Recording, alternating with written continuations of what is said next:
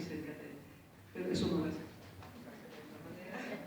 Hay que encontrar el ángulo y bueno, ya se oye.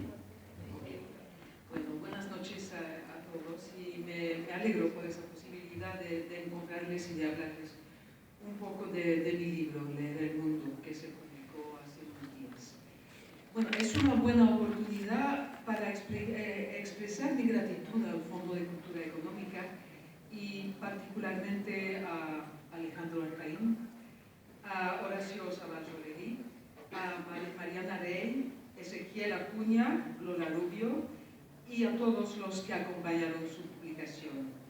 Agradezco también calurosamente a Vera Waxman, quien lo tradujo con cuidado y talento, a Daniel Goldin, quien me había acogido en el fondo hace 16 años para editar mis primeros libros en castellano y quien escribió El Liminar, dice él, y a la Fundación también, agradezco también a la Fundación El Libro y particularmente a Martín Grebelsbacher, Oche Califa y a Yelena Lombardero por haberme invitado a Buenos Aires.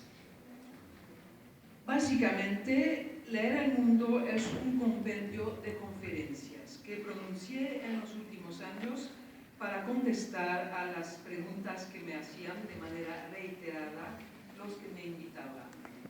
Estas preguntas eran más o menos las siguientes: ¿para qué sirve leer? ¿Por qué leer hoy? ¿Por qué incitar a los niños a que lo hagan? ¿Cuáles son los fundamentos de la importancia de la literatura? Pero también, de manera más amplia, de la transmisión cultural. Me hacían estas preguntas porque el retroceso de la lectura regular de libros era manifiesto en muchos países, lo que resultaba deprimente para muchos mediadores culturales y los hacía dudar un poco del sentido de su trabajo. Ahora bien, yo tenía fama difícil de sostener de levantarle la moral a las tropas. También me plantearon a menudo otra pregunta: ¿cómo hacer para dar el gusto por la lectura y por las prácticas culturales? Traté pues de contestar bajo varios aspectos que cambiaban un poco cada vez. Así entonces tuve ganas de enriquecer estos textos y de reunirlos para dar forma a un libro dedicado no solo a la lectura, sino a la transmisión cultural en su conjunto. Un libro nutrido con mis investigaciones, por supuesto, y con los trabajos de otros investigadores, pero en el que me desvío en función de mis asociaciones, en el que hago digresiones, cuento historias o recuerdos personales. Todo esto para decir cosas muy sencillas, en resumidas cuentas, pero que tal vez había que recordar. Un libro que de hecho es un alegato para que la literatura oral y escrita y el arte bajo todas sus formas tengan lugar en la vida de todos los días, en particular en la de los niños y los adolescentes. De entrada reivindiqué un tono comprometido, porque estaba muy irritada por la omnipresencia de dos discursos, por lo menos en mi país, el discurso utilitario y el de la queja.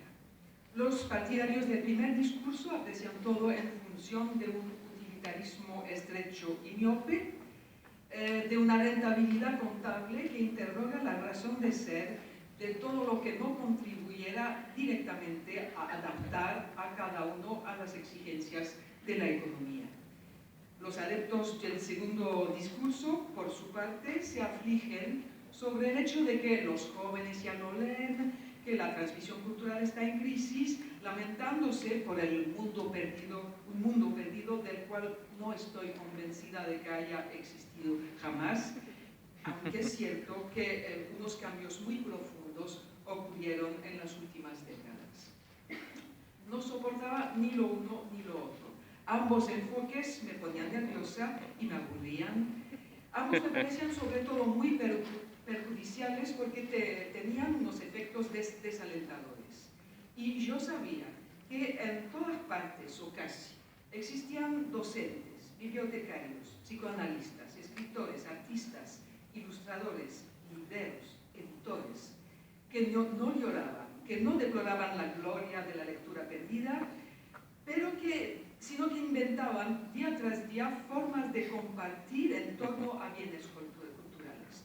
Observaba que más allá de los contextos críticos que estudié en mi libro anterior, estas experiencias de transmisión cultural se multiplicaban en muchos países a los que me invitaban o de los cuales me contaban. Así pues, había una buena noticia, y es que no estamos solos. Tenemos amigos, tenemos cómplices en todas partes. Este libro entonces también es el libro de los amigos. De los amigos que nutrieron mi trabajo a lo largo de mis viajes y de los intercambios que tuve con ellos. Uno siempre piensa entre sí mismo y el otro en un diálogo. Y detrás de este libro hay muchas conversaciones, muchos diálogos invisibles, y algunos de ellos los tuve con argentinos. A veces sin que ellos lo supieran y sin que yo fuera consciente de ello. Por ejemplo, cuando terminé este libro, me acordé de que al fin del libro anterior, El arte de la lectura en tiempos de crisis, en la penúltima página, citaba a Graciela Montes, diciendo que, yo cito, lo primero que hay para leer es lo que está ahí, el enigma, el mundo. Graciela lo decía en una entrevista en la que incitaba a los padres no solo a leer libros con sus hijos, sino también a leer el mundo junto con ellos. Por ejemplo, a mirar el barrio en el que viven, o los cambios que han ocurrido a lo largo del año. Inconscientemente es probable que aquellas frases de Graciela se abrieron paso hacia este nuevo libro y a su título. Es muy probable que al escribirlo también trate de continuar un diálogo con la gran educadora por el arte Mirta Colangelo, que era poeta en todo lo que hacía. Ella también me recordó que lo hay que leer es el mundo. En los encuentros que tuve con ella, gracias a Gustavo Bombini, en las relaciones epistolares que siguieron, Mirta hizo que yo me sensibilizara, más allá de la lectura, a toda la dimensión de la educación por el arte a la que conduce ese libro en el último capítulo. Bueno, otros argentinos están ocultos en las páginas, pero no les diré cuáles. Por esa razón, estoy muy feliz de haberlo confiado a un editor en este país. En esta presentación voy a tirar dos hilos que recorren la mayoría de los textos rendidos. El primero, desde la más tierna edad y a lo largo de toda la vida, la literatura oral y escrita y las prácticas artísticas son un componente esencial del arte de habitar. Están en estrecha relación con la posibilidad de encontrar su lugar, un lugar.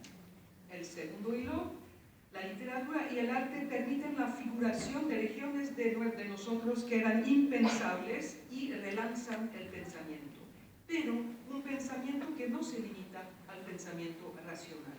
Así, los paisajes exteriores, para comenzar, y los paisajes interiores a continuación. Para tirar el primer hilo, comenzaré con un recuerdo personal que cuento a principios del libro. Hace algunos años me encontraba en Brasil para dar unas conferencias. Yo ya había viajado en países del hemisferio sur, entre ellos la Argentina, pero curiosamente nunca había prestado atención a las estrellas. A lo mejor no había tenido la oportunidad de dar un paseo por la noche, o el cielo estaba cubierto, como pasa frecuentemente en las grandes ciudades, por causa de la contaminación de la atmósfera o por un volcán. Hasta ese día en Brasil, donde una amiga me llevó al campo en Minas Gerais. 4 horas de ruta para llegar a una fazenda, una hacienda, una explotación cafetera muy bella y descubrir sus pequeñas casas blancas con puertas azules, sus bananeros, sus bugambilias, sus tucanes y venteveos que gritaban. Yo estaba encantada. Hacia el final de la tarde fuimos a caminar cerca de la fazenda. La noche cayó muy rápidamente, como siempre pasa en climas tropicales. Luciérnagas en las arboledas empezaron a brillar por todas partes y a revolotear. Era extraño. Alguien hizo referencia a unas historias de fuegos fatuos. Y por encima de nosotros, las estrellas compusieron poco a poco un universo completamente desconocido, inquietante. Yo avanzaba en el camino, miraba el cielo, no podía aferrarme a las constelaciones que son tan familiares para quienes vivimos en el hemisferio norte y que llamamos la Osa Mayor y la Menor. Este cielo no me decía nada, no evocaba nada. Me apresuré a preguntar dónde estaba la Cruz del Sur, que desde la infancia me evocaban de manera vaga unas historias de aviadores. La joven lugareña que nos acompañaba levantó los ojos sin encontrarla. Interpeló a un vecino que pasaba y que dijo que había que esperar hacia las 11 de la noche para verla. Sin siquiera pensar en ello, me había aferrado a ese nombre conocido, Cruz del Sur, para introducir un mojón en ese universo indiferenciado entre esos astros que ninguna figura unía, que no se asociaban a ningún recuerdo y de los que ignoraba todo. De ese cielo no me habían dicho nada, no me habían transmitido nada, solo el destino funesto del aviador Mermoz en un avión llamado Cruz del Sur, del que yo me había enterado en un periódico para niños cuando tenía 8 o 9 años. Ustedes lo saben, una constelación no tiene ningún fundamento científico. Las estrellas se reagrupan por nuestra única necesidad de vincular, de disponer conjuntos, nombrarlos y contar historias sobre ellos. Todas las culturas compusieron ese cielo humano para intentar domesticarlo, familiarizarse con él, para que no seamos presa del pánico cuando cae la noche. Todas las sociedades lanzaron sobre el cielo una red de palabras, de historias, de las que nos apropiamos fragmentos desde la infancia, de la misma manera que la arrojaron sobre el mar, los montes, el río o la ciudad. Aquella noche en Brasil tomé conciencia de hasta qué punto la transmisión cultural era una presentación del mundo y hasta qué punto presentar el mundo no significaba solo designar, nombrar las cosas en su presencia, sino también dar a lo que nos rodea una coloración, un espesor narrativo, legendario, imaginario. Para que un espacio sea representable y habitable, para que podamos inscribirnos en él, debe contar historias. Lo que vuelve habitables las ciudades o los pueblos o los montes o las casas es por supuesto que hayan sido pensados con arte y ciencia por, qué sé yo, arquitectos, jardineros, urbanistas, albañiles y decorados por los que viven en ellos. Es también la presencia o el recuerdo entre los muros de seres queridos, pero también que no estén limitados a la realidad material, sino aireados por toda una parte invisible, legendaria, ficcional, con la que se puede soñar. Tomo un ejemplo del escritor griego Yannis Koutsakis. Cuando era niño, su padre le contaba de Creta, donde había pasado su propia infancia. Evocaba todo un universo oriental de colores fuertes, que no se parecía en nada al que el joven Yannis conocía, pero que era tan real, dice él, como el mundo que yo podía tocar, las casas, los barrios, los lugares en los que vivía. Era un mundo que completaba y prolongaba el mío y en el que me parecía que yo también ya había vivido.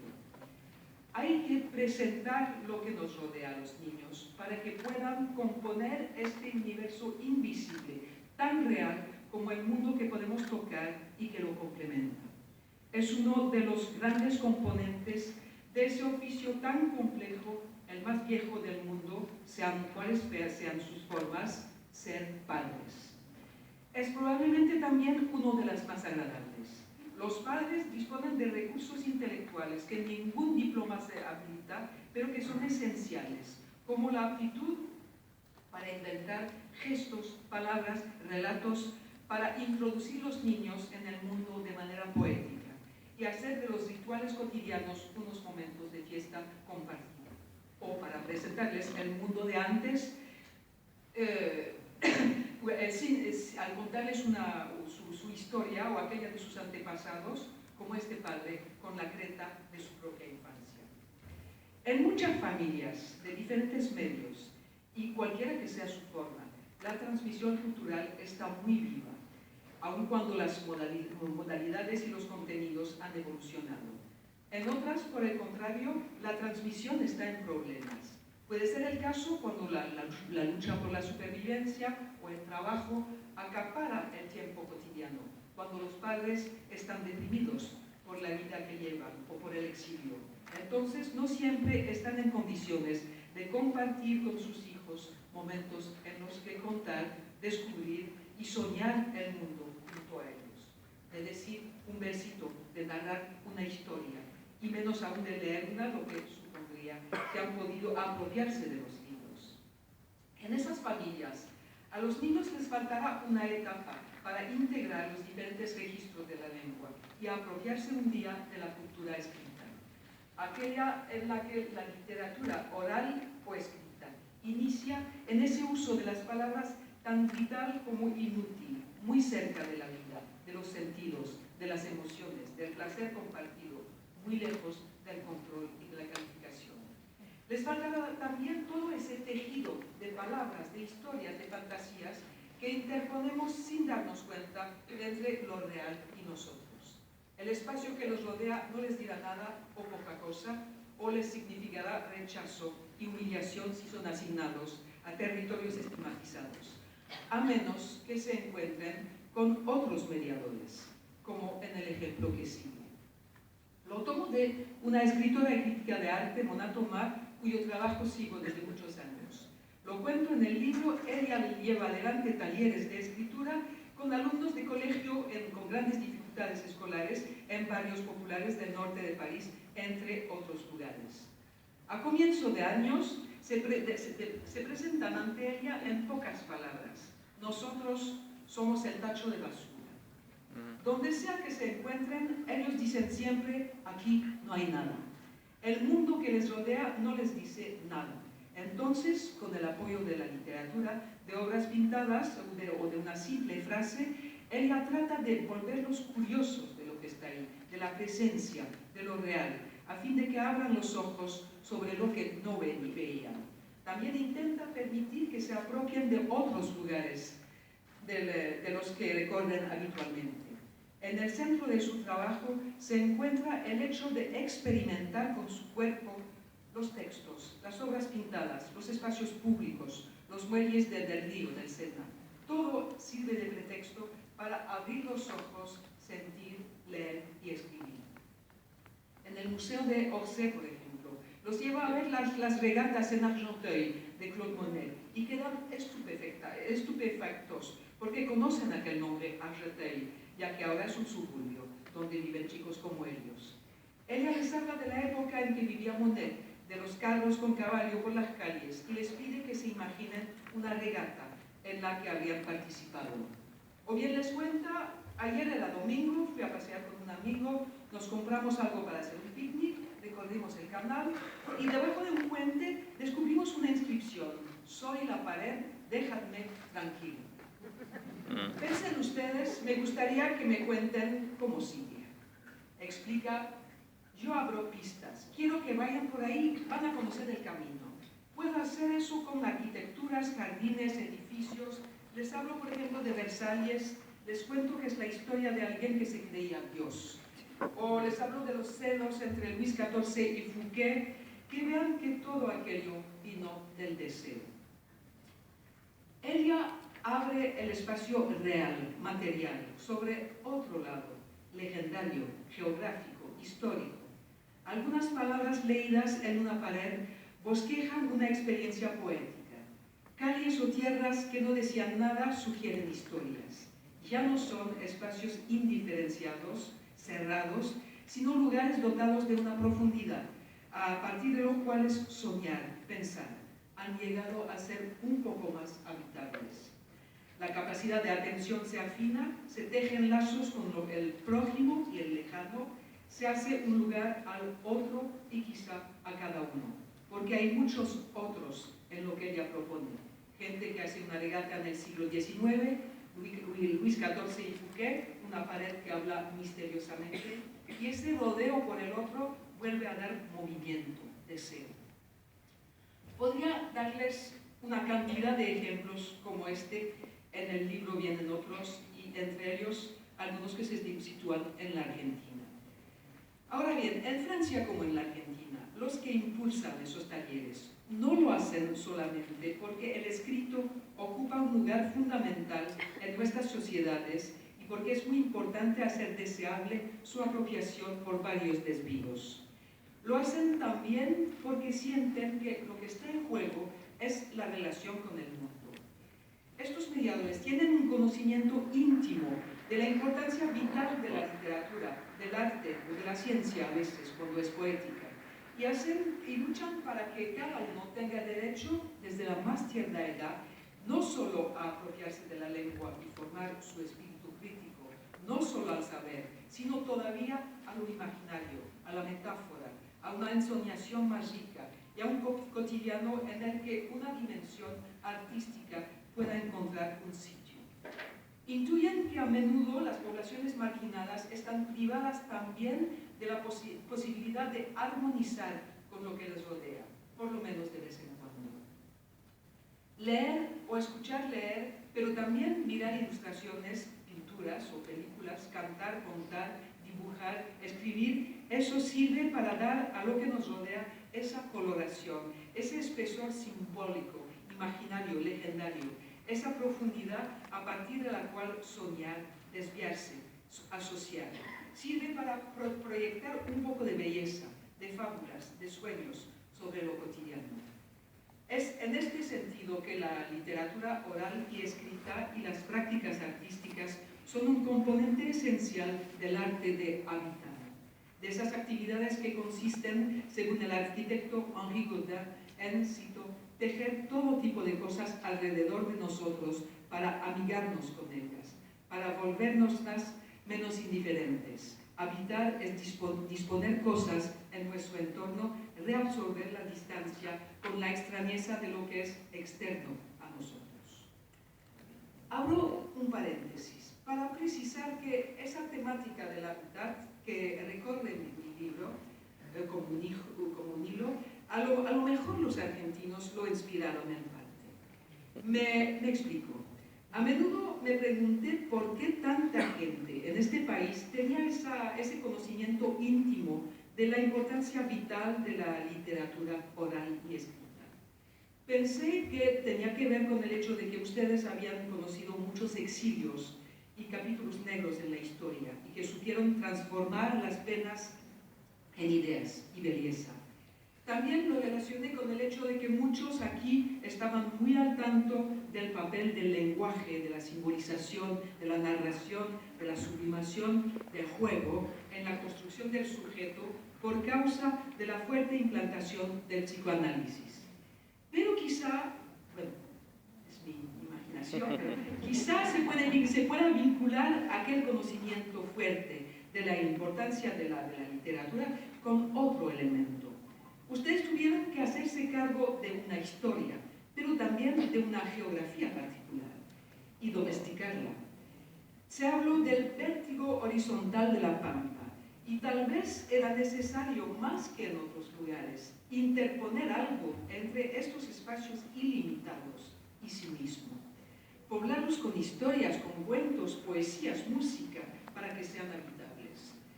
Melpo Giardinelli dice así que en este mundo despojado y solitario que es la inmensa Patagonia, todos los libros que leí me acompañan, me salvan, diría, es inevitable. Quisiera insistir, como lo hago en el libro, en el hecho de que cada día necesitamos esa interposición, ese filtro, ese otro espacio, esa dimensión ficcional y poética, o por lo menos unos recuerdos de pequeñas historias que nos contaron o leyeron. Lo que muchos padres intuyen cuando cada noche cantan una canción de cuna o cuentan una historia a los niños. Pero no es propio de los niños. Cuando empecé a trabajar sobre la lectura, realicé entrevistas en el medio rural en Francia. Cualquier que fuera su edad, su situación familiar y profesional, las obligaciones o las libertades de su horario, las personas que encontraba declaraban leer de noche, en la cama. Desde luego era el momento en el que uno podía leer sin tener aire de perezoso, puesto que las labores diarias ya estaban terminadas, pero no era solo eso. Incluso en el medio rural, en el que lo útil es muy apremiante, lo cotidiano tenía su revés. Escuchemos la esposa de un marinero de unos 40 años cuando la encontramos. Siempre leo por la noche. Si me acuesto a las 2 de la mañana, a lo mejor leeré 2 líneas, pero tengo que leer, es una necesidad. También me acuerdo de aquel hombre que decía, leo por la noche y eso nutre mis sueños. Muchos escritores evocaron la proximidad entre lectura y sueño. Por ejemplo, Marguerite Duras notaba, cito, la lectura es del orden de la oscuridad de la noche. Incluso cuando se lee en pleno día, al exterior, la noche se instala alrededor del libro. O Michel de Certeau escribía que leer era crear rincones de sombra y de noche en una existencia sometida a la transparencia tecnocrática. Detengámonos un poco a esa proximidad entre lectura y sueño, lectura y noche. El sueño es lo que más necesitamos y es más cruel privar a alguien de dormir que de comer. Noche tras noche necesitamos dormir y soñar, incluso si no nos acordamos de nada cuando amanece.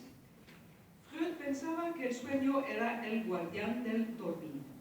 Los psicoanalistas contemporáneos dicen también que el dormir es el guardián del sueño y que por medio del sueño se restaura cada noche la envoltura psíquica vital que los pequeños traumatismos de la jornada llenaron de agujeros. Gracias al trabajo del sueño, aquellos pequeños traumas se formulan en nuestro espíritu de una manera encriptada en la que el lenguaje verbal interactúa con el lenguaje visual. El sueño ya es una puesta en forma. Las emociones, las pasiones, los deseos, los miedos empiezan a transformarse en representaciones. Unos grandes psicoanalistas, tales como Bion, Meltzer o Montalis, han visto en el sueño una fuente ignorada del pensamiento. Pero según ellos, esa actividad del sueño no era propia del dormir, sino también diurna. A continuación, el psicoanalista brasileño Leopoldo Nosek dice que las construcciones estéticas, culturales, son el sueño cotidiano de la humanidad y que su ausencia nos destruye. La cultura, en el sentido amplio de la palabra, tiene, según dice, la función del sueño, que nos humaniza y llena nuestra vida de significación y de sentido. Pero mientras que el sueño es una creación individual, que hace sentido solo para cada uno, si es que lo descifra, la obra de arte se puede compartir, aunque sea singular, y permite la figuración de lo que hasta el momento era impensable. Una obra literaria, una obra de arte es algo que está cerca del sueño, pero en que lo más singular pueda tener un valor universal. Y a lo largo de la vida, la literatura, así como otras formas artísticas, hacen que lo infigurable tenga derecho de representación en nuestro psiquismo. Las obras literarias nos representan, nos procuran una multitud de cuadros de los cuales podemos apropiarnos como si se tratara de autorretratos. Pienso, por ejemplo, en Pablo, el hijo de Daniel Goldin. Daniel había encontrado a Pablo, de 8 o 9 años en aquella época, tirado en el suelo, con sus álbumes, hojeando y comentando: eso soy yo, eso soy yo, eso no soy yo, eso soy yo. A cada encuentro, los libros nos prestan también una arquitectura, una forma. Esa arquitectura, eso también soy yo. Leer, contemplar obras de arte sirve para encontrar fuera de sí figuraciones que permiten poner en escena de manera distanciada o indirecta lo que se ha vivido, en particular los capítulos difíciles de cada historia. Sirve para desencadenar súbitas tomas de conciencia de una verdad interior, para pensarla, transformarla, y a lo largo de la vida leer relanza una actividad de narración de la propia historia. Entre líneas, leer hace escribir, aunque eso sea solo en su cabeza. El escritor también soy yo. La literatura, bajo sus múltiples formas, provee un apoyo notable para reanimar la interioridad, poner en movimiento el pensamiento, relanzar una actividad de construcción de sentido, de simbolización. Pero, ¿y qué es el pensamiento? Repetiré aquí algo que mencioné el martes en la Reunión Nacional de Bibliotecarios. Si queremos figurar este proceso con una imagen, para mí no será el pensador de Rodin. Pesado, replegado por completo en sí mismo, cerrado a todo lo que le rodea. La imagen del pensamiento sería mejor aquella de esos hombres y esas mujeres en las pinturas de Manet, soñadores en una playa o en un balcón. O la de Artur Ávila, ese joven matemático que recibió la medalla Fields y que dijo en una entrevista: trabajo mucho en mi cabeza o caminando o en la playa. Me gusta el ruido del mar. Se necesita tiempo para encontrar soluciones. El toque de atención puede llegar por la noche, a veces un problema que se había dejado de lado. Unas cosas se ensamblan por casualidad. Quizás para conservar algo de la noche, unos científicos, filósofos o poetas trabajan todo el día en pijama.